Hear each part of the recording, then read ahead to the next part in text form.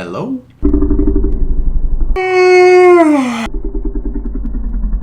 So I have good news and I have bad news. The good news is you're not the schizophrenic that you think. The bad news is you're still schizophrenic. Yay! And if you want to know what schizophrenia really is, I have a video, Schizophrenia 101, and you should go check it out. Self-advertisement. So the two things that I want to cover that make you schizophrenic are delusions and split personalities. Now, the split personality part isn't actually a symptom of schizophrenia, but it's something that people attribute to it. So I'll explain later. But let's get an actual definition for what delusions are. Delusional. Belief or altered reality, persistently held despite evidence or agreement to the contrary. Meaning you believe something despite evidence of the opposite being there. Silly. So let's start out with a delusion that most people have, and that is their confidence. A lot of people are not confident in themselves when there is no reason not to be. And more often than not, this happens when they're young. It's when we're most vulnerable. It's because we're most comfortable in our own skin. Let's say you're young, you go to school, and there's a teacher not too fond of you. And every time you give an answer and it's wrong, they like to make sure that you know that, and so does the rest of the class. You stop speaking in that class as much because it's a safer option. It makes you feel less bad, it makes your day better. And along with that, the teacher starts making comments about how you look.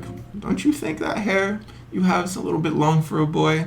It's kind of warm outside. Why are you wearing a hoodie? Well, I like my hair. I like my hoodie. I've always worn it. This has been my style, but maybe you're right. The other boys, they don't have long hair, and the girls like short hair, so maybe I should do it. And my wardrobe does need an update, right? Right? No. So you finish up physics. It's whatever. You go on to math, and now you feel good. You like math. You've always been good at math, and you share your answers, but you're double checking your math a little bit more often. Checking the book and checking your math twice because don't want to be wrong. But this class, physics, it's still beating you down. Teacher's still being kind of mean, and you just stop talking altogether. Whatever, I don't like the teacher, I don't like the class, I don't want to feel bad anymore. But you start sharing less in math because you're in a bad mood from this class. And it's whatever, your math is right, you've always been right, there's no point in talking.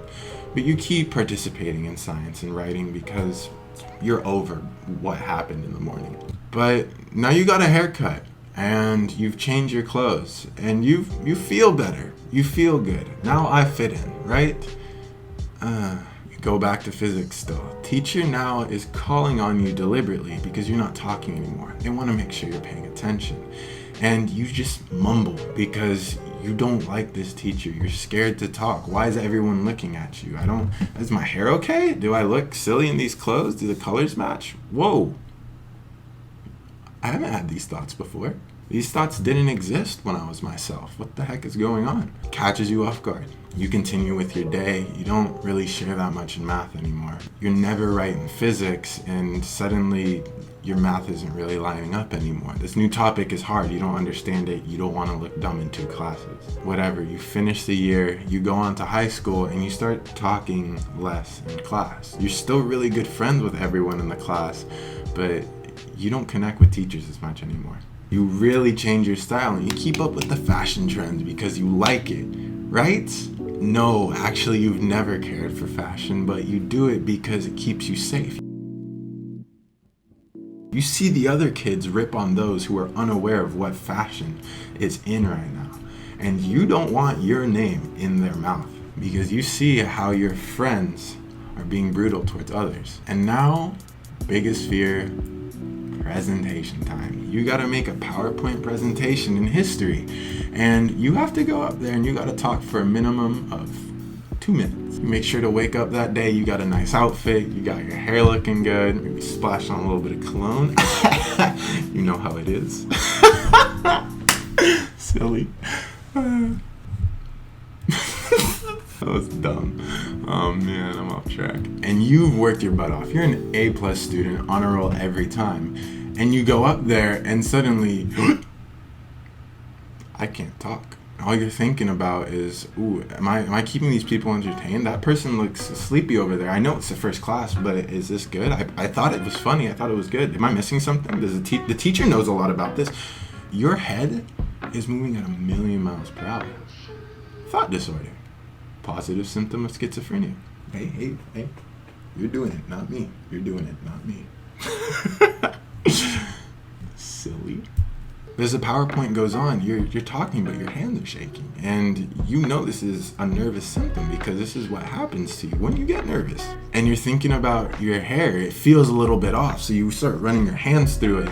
And my hoodie doesn't really feel that comfortable, so I'm kind of, maybe I should take it off while I talk. It's whatever. It keeps people, agitated movement. Positive symptom of schizophrenia. Guilty. And suddenly, the 2 minutes are over. You've mumbled your way through it, and you get a B-. You look at the notes, and the teacher says that you weren't engaged with the audience. You were looking at your note card the whole time. And you remember the presentation, and it's right. Your hands were sweating the whole time. All you did was fidget, and you barely could get the words out of your mouth because you're not confident. How can you speak in front of a whole class when you can barely answer a question that a teacher asks you? But this doesn't make sense because when you go hang out with your childhood friends at lunch, you're cracking jokes. You're the main man, and you feel at the top of the world around your boys. What's up? So how can you believe you're not confident? When you go home, you're comfortable around your parents. You feel confident in the things you can say.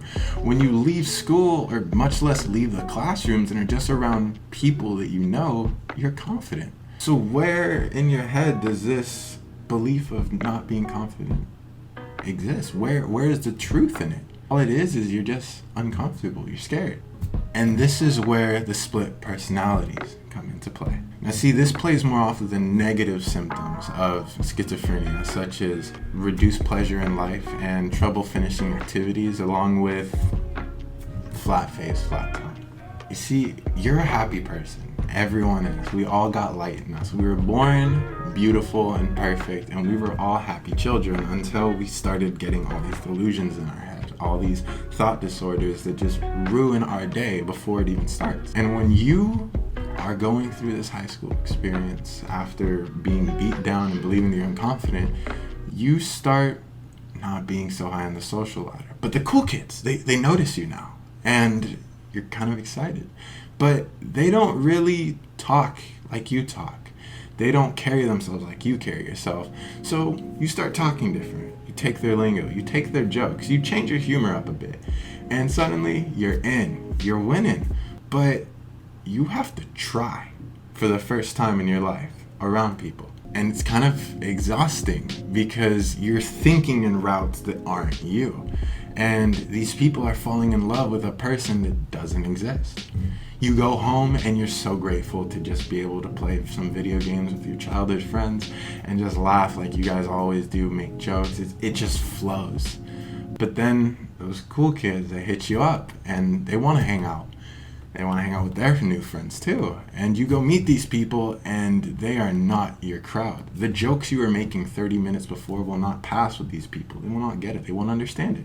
But you keep this personality up because you want to be safe. You don't want to feel that uncomfortability of when that teacher made comments about how you look.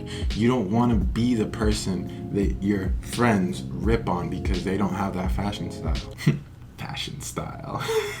And suddenly your friend group of people that you can be yourself around starts being overpowered by people who love you for different personalities.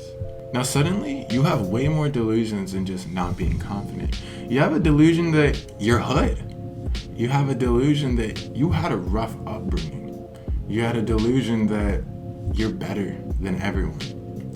And all these delusions create new personalities to support them because you believe you have to keep yourself emotionally safe. When really it's all fear-based. It doesn't serve you in any way.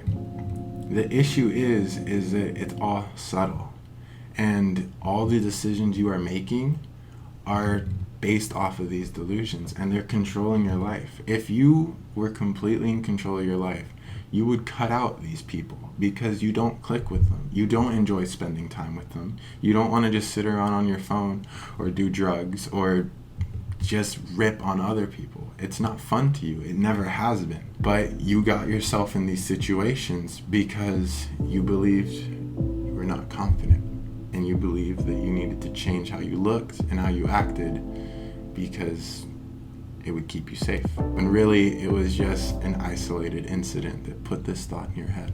And it creates schizophrenic people. These people, their minds are split because they're not themselves anymore. And they have these thought disorders of, oh shoot, they're ripping on this person. I hang out with that person. Am I safe now? Am I good? Do I stop making the What? That doesn't make sense. Be friends with who you want to be. Love who you want to love. It's not their place to do that. And suddenly you create a new personality to keep yourself safe in front of these people. This mask that you wear. All of us, every single one of us, can point out when a person's being fake. We all have friends that when we go in group, they switch up.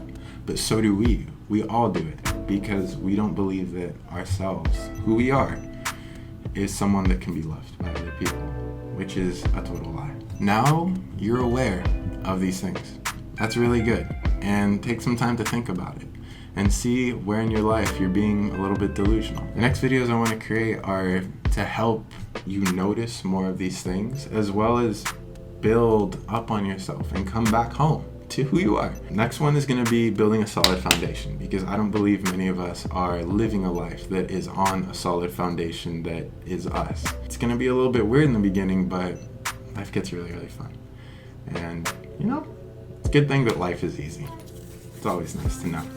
So, I'm JC. I hope you guys enjoy. Peace.